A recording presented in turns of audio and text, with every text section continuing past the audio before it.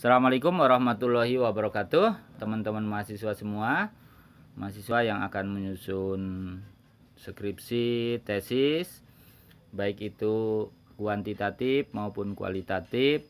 Sebaiknya mahasiswa membuat kolom konstruk berpikir analisis. Konstruk berpikirnya sebaiknya para mahasiswa itu membuat kolom dulu, yaitu yang pertama kolom tentang teori, kolom yang kedua adalah hasil observasi, kolom yang ketiga data. Nah, ini untuk para mahasiswa yang berada di perguruan tinggi umum, sedangkan mahasiswa yang kuliah baik S1 maupun S2 di pendidikan tinggi keagamaan, maka akan baik jika mencantumkan dalil atau lebih dikenal dengan landasan teologis. Kenapa harus ada landasan teologis? Karena ini yang akan membedakan antara lembaga pendidikan umum dan lembaga pendidikan keagamaan. Kalau ditanya apa bedanya sarjana ekonomi dari IAIN, dari UIN dengan dari perguruan tinggi umum, maka kita akan mengatakan perbedaannya kita memiliki landasan teologis. Landasan teologis itu adalah bentuknya dalil Al-Quran, Al-Hadis, atau kaidah usul. Nah, yang pertama, untuk mengisi kolom teori, jika penelitiannya kuantitatif, maka diawali dari kolom teori, kemudian kolom hasil observasi, kemudian data, kemudian jika kita berada di perguruan tinggi Islam, maka ada landasan teologis. Nah, untuk penelitian kuantitatif, teori pertama diisi tentang inti dari teori tersebut, atau orang sering menyebutnya dengan grand teori. Grand teorinya apa? Dari siapa? Jika grand teori tidak kita temukan, maka akan dibuat parsial teorinya, masing-masing variabel. Umpamanya yang pertama kepemimpinan, kemudian manajerial berpengaruh terhadap, nah itu jadi teori kepemimpinannya sendiri, manajerialnya sendiri. Teorinya dibuat parsial. Kalau kita tidak menemukan juga, maka kita bisa melakukan atau mengambil dari hasil penelitian orang lain. Bisa berupa skripsi maupun tesis. Apa yang ditemukan dari penelitian mereka, kita akan menolak teori itu, kita akan mengembangkan teori tersebut. Jika teori sudah dapat, grand teori sudah dapat, maka kita pada kolom kedua mencantumkan hasil observasi.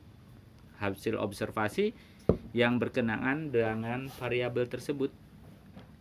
Jika di awal kita bicara tentang kepemimpinan umpamanya, maka hasil observasinya pun berbicara tentang kepemimpinan.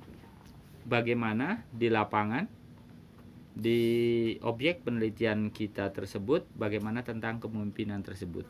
Jadi harus nyambung. Kalau teorinya kepemimpinan, maka hasil observasinya juga tentang kepemimpinan. Itu jadi ada hubungannya, gitu kan? Jadi diikuti. Nanti kalau grand teorinya kita tidak dapatkan, maka diurutkan sesuai dengan judul kita.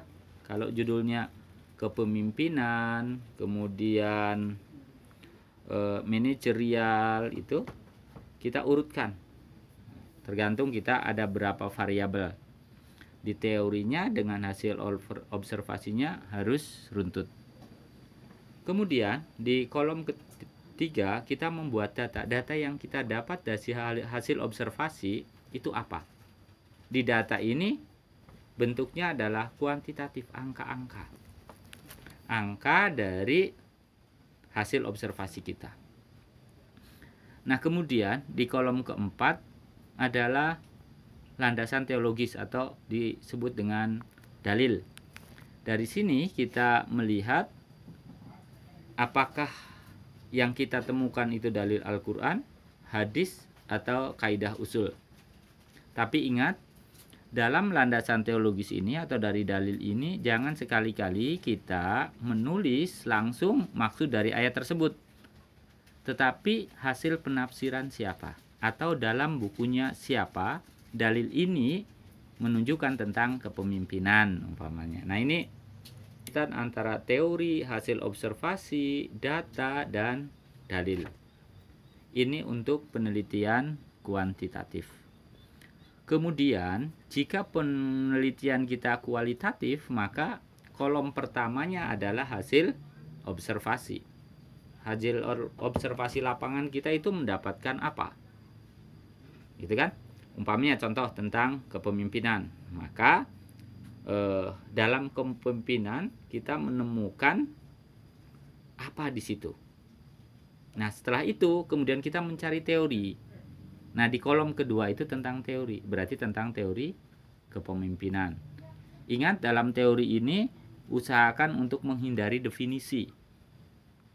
Ya, kebanyakan kita menggunakan definisi.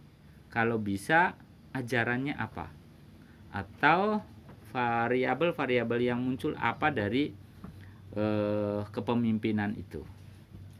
Jadi kalau kualitatif kita menempatkan hasil observasi di awal, kemudian baru teori, kemudian baru data, baru dalil, sama seperti tadi itu. Sederhana kan? Mudah. Kita sudah mendapat gambaran dari bab 1, bab 2, bab 3, bab 4, bahkan dari kesimpulan. Akan mengikuti alur berpikir ini. Konstruk berpikir ini akan mewakili cara berpikir kita terhadap tulisan kita dalam tesis maupun dalam skripsi. Mudah, sederhana, tinggal kita mengembangkannya. Itu garis besar bagaimana kita menyusun skripsi, menyusun tesis yang paling sederhana. Terima kasih. Semoga bermanfaat untuk seluruh mahasiswa baik S1 maupun S2. Assalamualaikum warahmatullahi wabarakatuh.